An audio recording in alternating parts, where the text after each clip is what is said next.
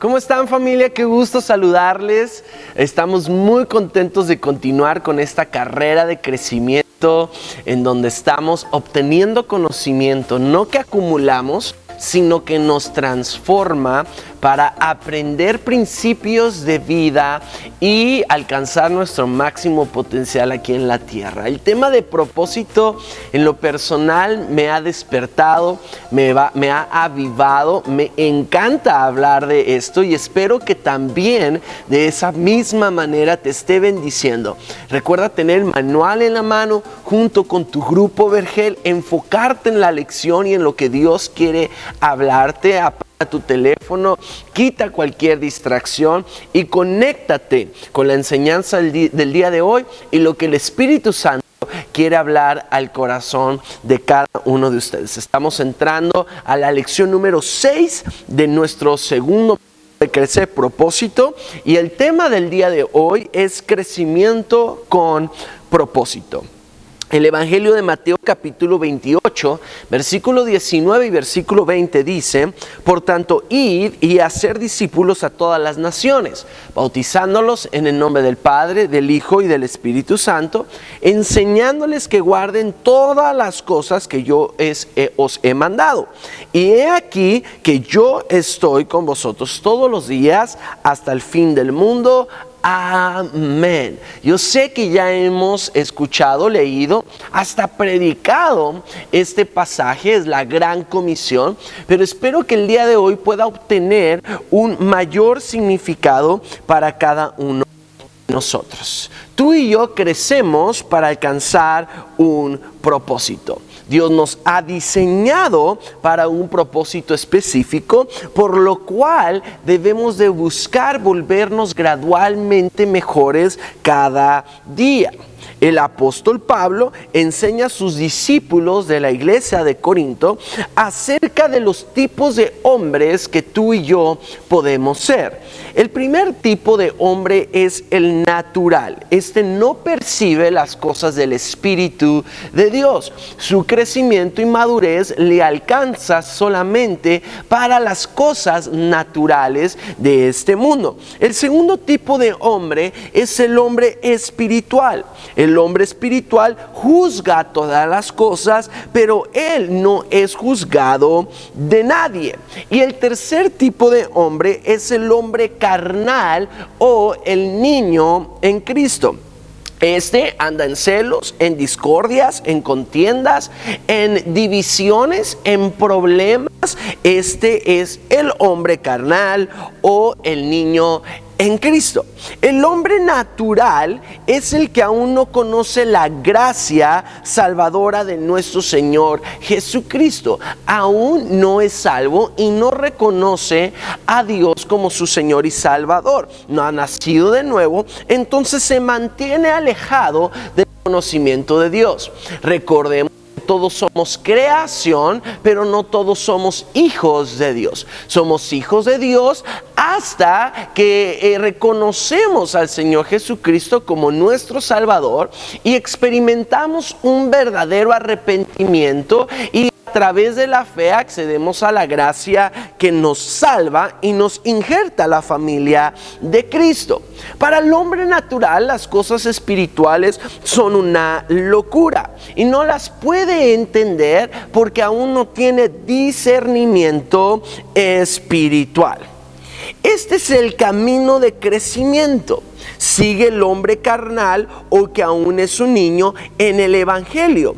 Por supuesto que la naturaleza humana se convierte en el peor enemigo de un niño en Cristo. Yo sé que todos ya hemos leído, escuchado, hasta compartido a otros sobre el pasaje que acabamos de leer, conocido como la Gran Comisión.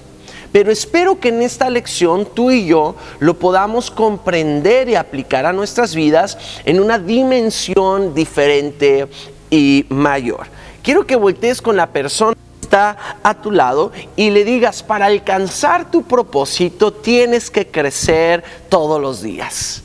Para alcanzar nuestro propósito nosotros tenemos que crecer.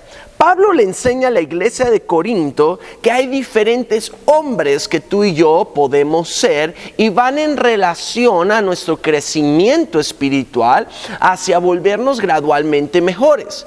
El primer tipo de hombre es el natural. Este no percibe las cosas del Espíritu de Dios, solo le alcanza para las cosas naturales de este mundo.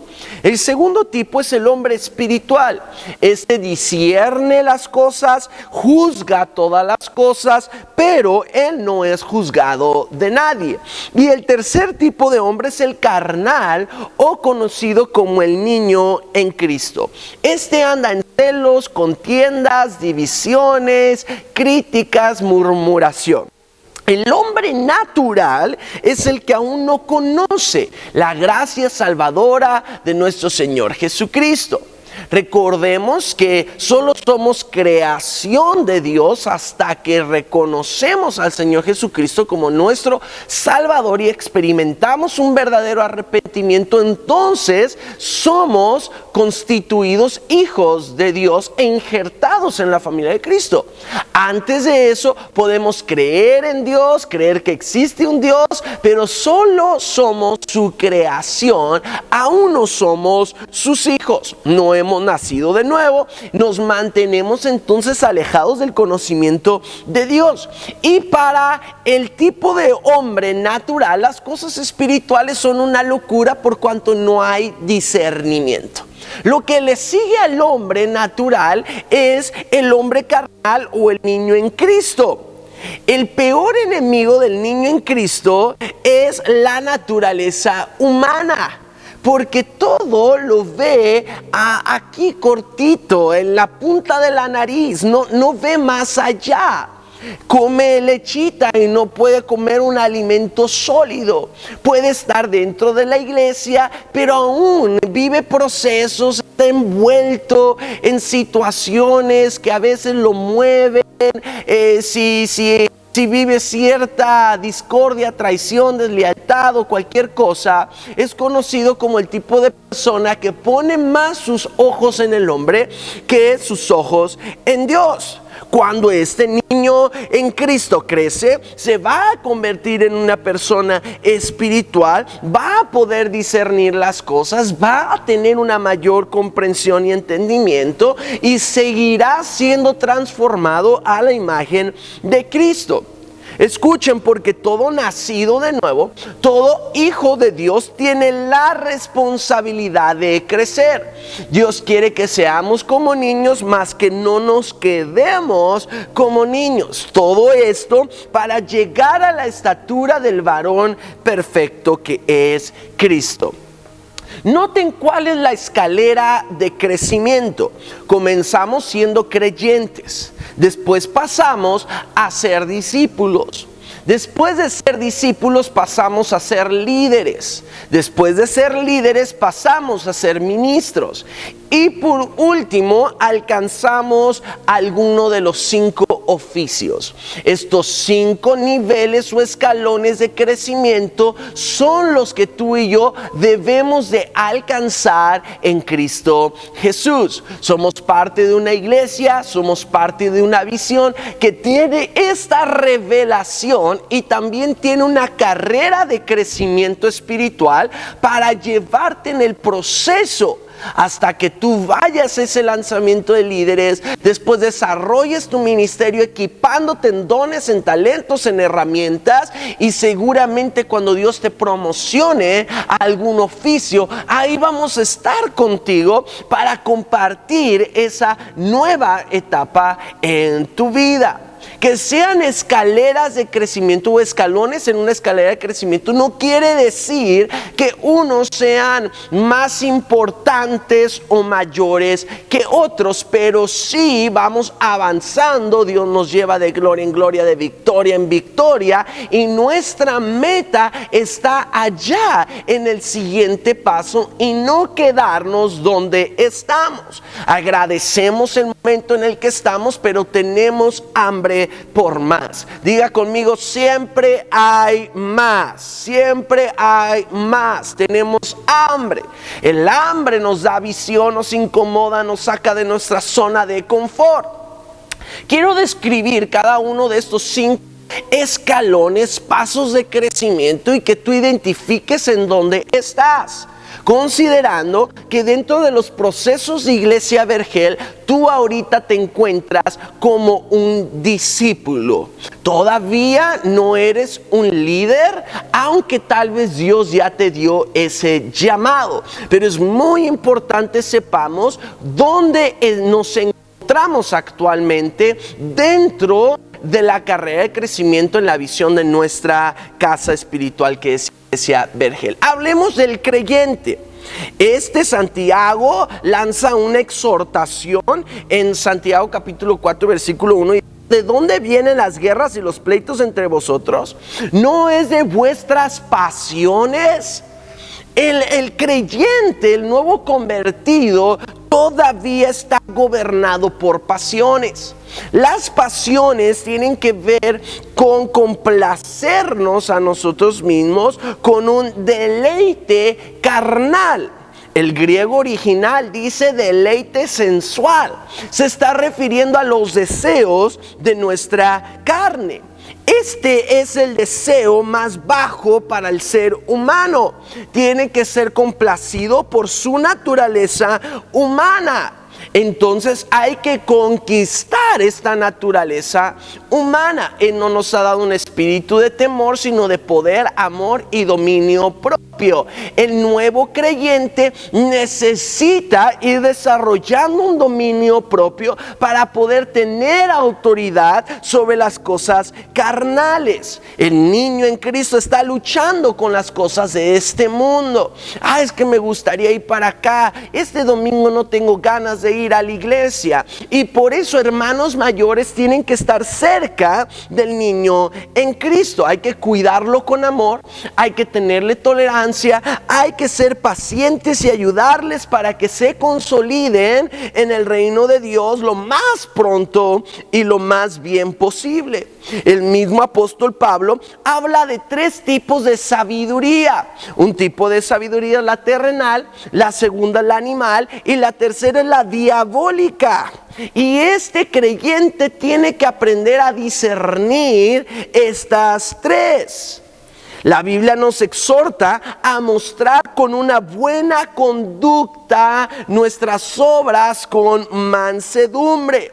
Esto quiere decir que el nuevo creyente tiene que aprender a vivir un nuevo estilo de vida en Cristo Jesús, cambiar su conducta, transformar sus hábitos y añadirse, aprender la cultura de Dios. Iglesia Vergel quiere enseñar al nuevo creyente la conducta de Cristo Jesús para que la apliquen en su vida a través de cara a cara, a través del módulo 1 de crecer que se llama identidad.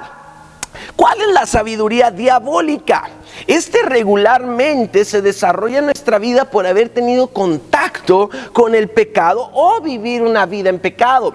La sabiduría animal es que antes de nacer de nuevo existe la mentira, el engaño, el maltrato, los malos temperamentos no controlados, la educación a nuestros hijos basado en el grito, en el maltrato, en la violencia, y esa es sabiduría animal. Y la sabiduría terrenal es la sabiduría que el mundo me da a través de las redes sociales, el cine, la mercadotecnia, los amigos, las conexiones, el círculo que me envuelve. Pero hay un cuarto y último tipo de sabiduría, y es la sabiduría de lo alto. Y allí viene el conocimiento divino. No es algo que adquiero aquí en la tierra, sino que pido a Dios y Dios me da, y con ella vienen habilidades para que yo pueda vivir en paz y en victoria ante cualquier situación en mi vida. Entonces el creyente empieza a experimentar cómo la fe no es éxito, la fe es victoria. El creyente tiene que aprender a renovar su mente, no conformándose con las cosas de este mundo, para conocer la voluntad y el plan, el propósito de Dios para su vida, y comenzar a caminar en esta nueva aventura, en este nuevo mundo de fe, de adrenalina, de la palabra de Dios, de una nueva cultura. Es el reino de Dios en el corazón del hombre y comienza a ser aplicado aquí en la tierra. Ya hablamos del creyente, ahora hablamos del discípulo. El discípulo significa un aprendiz. El discípulo, escúchenme bien, significa un alumno. Y me encanta la última definición de un discípulo. Un discípulo significa un hermano. Hemos aprendido en la visión que hacer discípulos es hacer de la vida de otro mi propia vida. Cuando yo decido discipular a las actuales cabezas de las redes aquí en Iglesia Vergel, yo estoy con ellos. Lloramos, reímos, bromeamos, cenamos, tomamos decisiones, les exhorto, pero también les abrazo y pasamos todo tipo de momentos juntos, porque hermano tiene que ver con una familia. Dice la palabra que un amigo es más que un hermano en tiempos de necesidad. Hacemos amistades. El discípulo es tu alumno, es tu aprendiz, pero tú llevas a cabo una dinámica familiar. Recuerden que estamos en un edificio, en una organización, pero que es un organismo vivo y que todos los diseños que el Padre nos da, los aplicamos en esta tierra bajo una dinámica de familia. Por eso decimos en Iglesia Vergel que primero es la persona que la tarea. Decimos 80-20, 80% trabajo, 20% conexión. Es primero tocarte el corazón que pedirte la mano. Conexión es primero.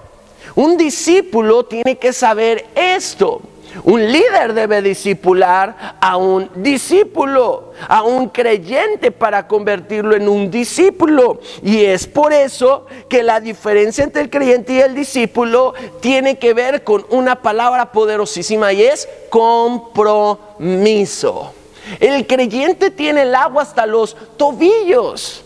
Es el primer amor, es todo amor, es sobar, es abrazar. De repente te jalo tantito las orejas, te empujo, te voy exigiendo para ver cómo respondes. Pero el discípulo ya no.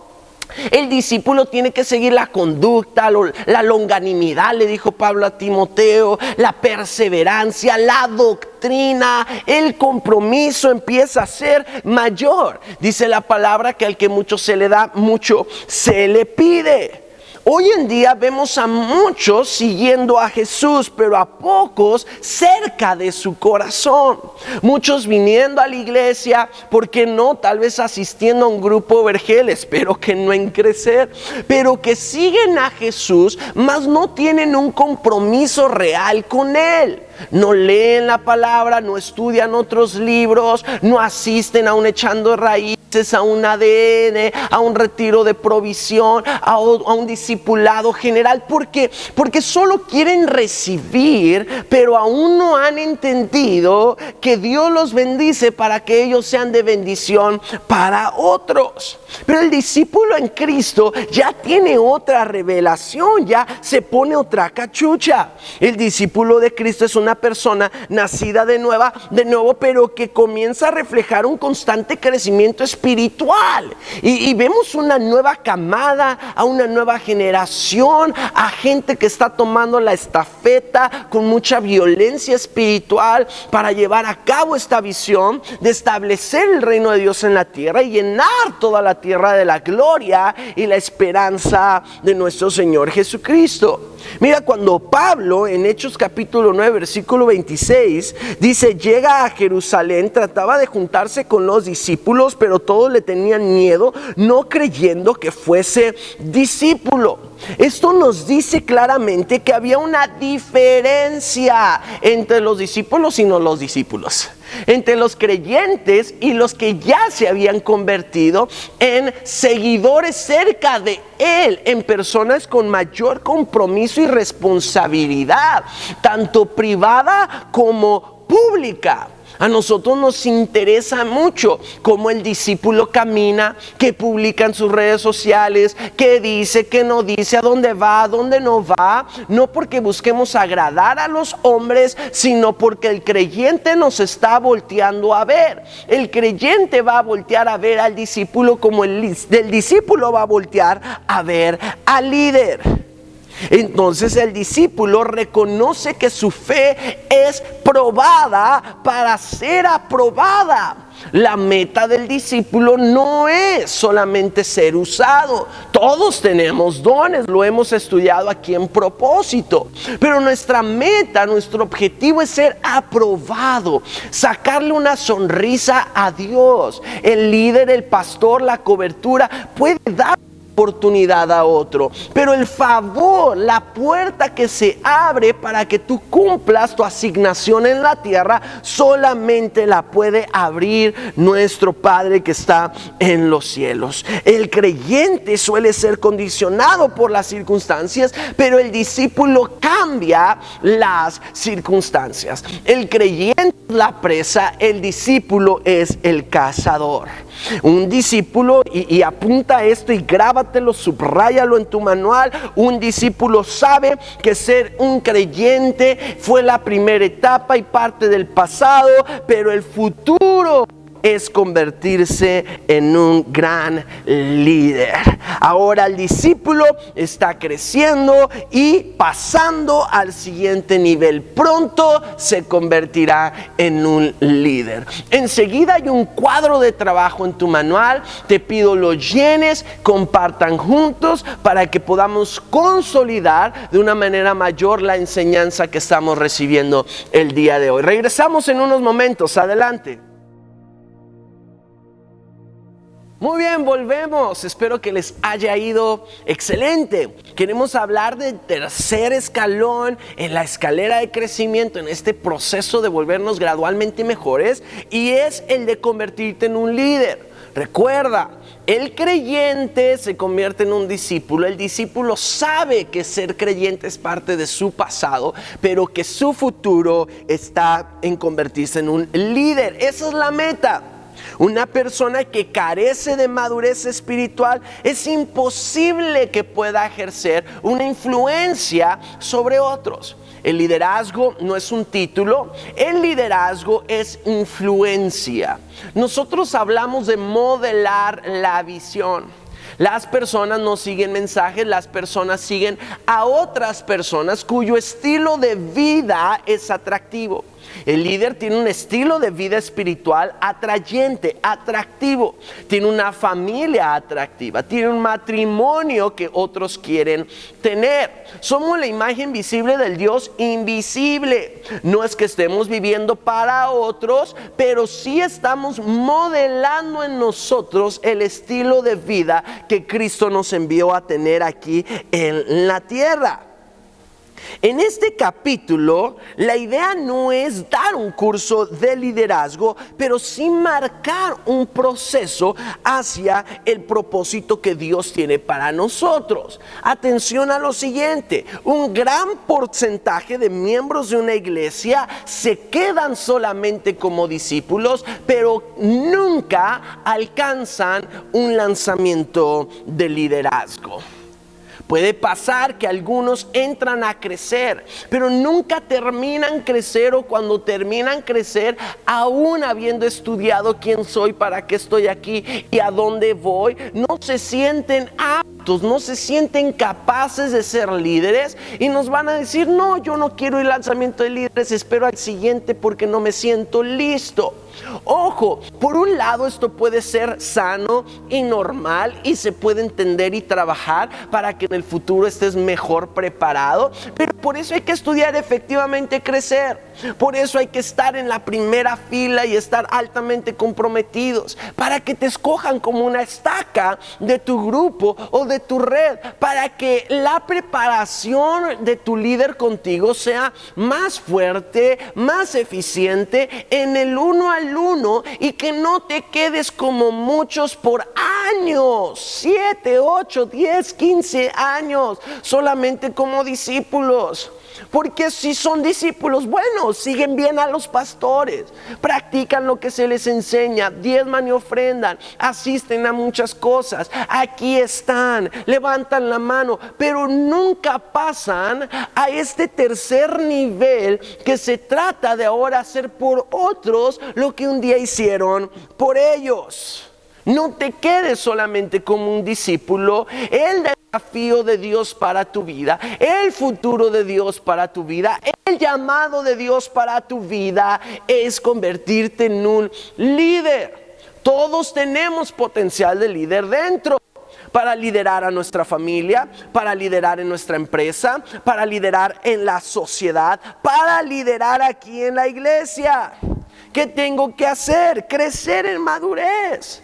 Tener este deseo de ser útil en el reino.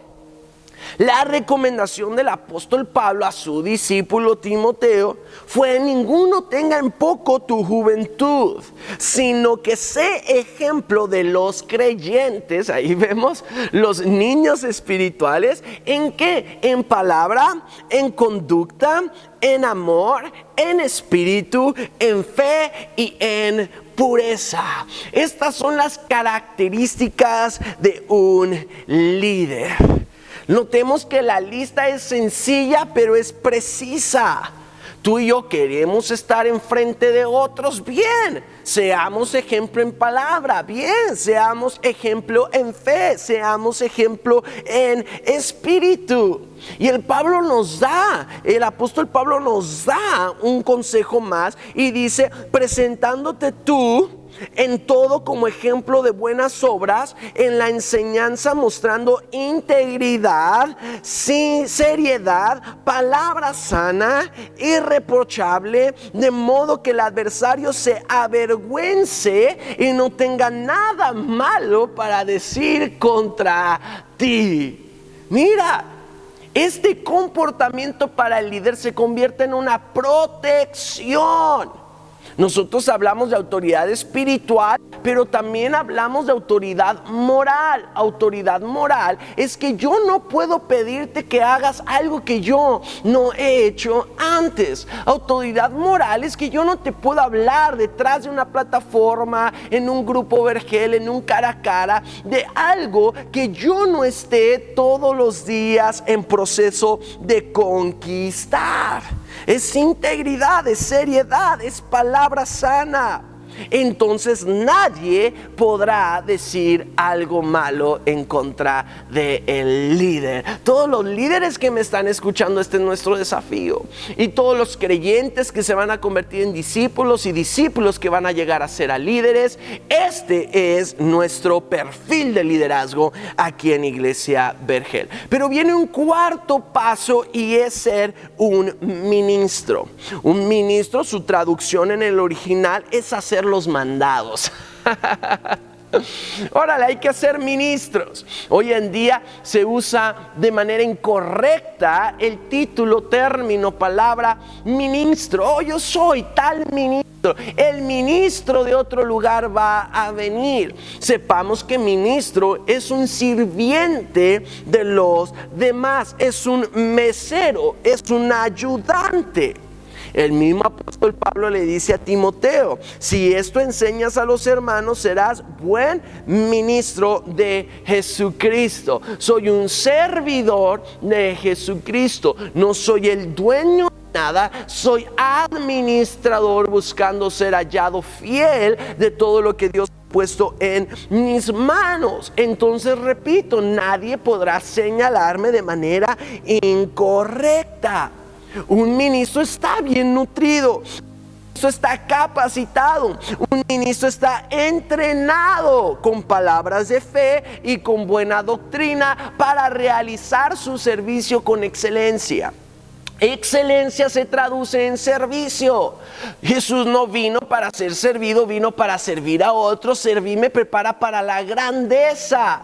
Mira cómo es una escalera que me lleva en pasos y muchas veces le llamamos niveles, pero en realidad lo que estoy haciendo es profundizar y convertirme cada vez más en una plataforma y fundamento para la visión, para la iglesia y sobre todo para las personas que se van a parar sobre eso. El ministro es un sirviente, es el tapete para que otros vengan a limpiarse los pies sucios del pecado, de la calle, del maltrato en ellos. El ministro no se puede quejar de la gente porque viven. La humildad es lo que más van a admirar e inspiración será para otros de un ministro. El apóstol Pablo le habla a la iglesia y le dice: de la cual fui hecho ministro según la administración de Dios que me fue dada para vosotros, para que anuncie cumplidamente la palabra de Dios. Pablo, 1, fue hecho ministro. 2, el don se le fue dado. Y 3, la tarea fue específica. Tenían que vivir para el cumplimiento, la predicación de la palabra de Dios. El ministro no necesariamente solo emplea su tiempo en las cosas de la iglesia, del reino sí, porque el reino lo llevamos con nosotros a donde quiera que vayamos. No creemos en el servir a Dios tiempo, parte de nuestro tiempo o tiempo completo, medio tiempo, sino nosotros servimos a Dios tiempo completo cuando lo hemos decidido así en nuestro corazón. Pero el ministro no necesita estar detrás de un escritorio metido en las instalaciones de la iglesia o de las oficinas del ministerio, sino puede estar escribiendo libros, puede ser un conferencista, puede estar siendo un empresario, pero desde allí teniendo confianza, proyectos, desarrollando un propósito individual y corporativo mucho mayor y más fuerte. Recuerden que todos somos embajadores del reino. La Biblia nos habla de el último nivel o el último paso, que es el oficio. Y son 5 dones del Hijo. Tenemos dones del Espíritu Santo, tenemos dones del Padre y en este caso tenemos dones del Hijo. Estos son 5 porque son los 5 dedos de la mano, y con estos 5 oficios dentro de la iglesia tiene toda su plenitud, su capacidad como la palma de la mano para funcionar.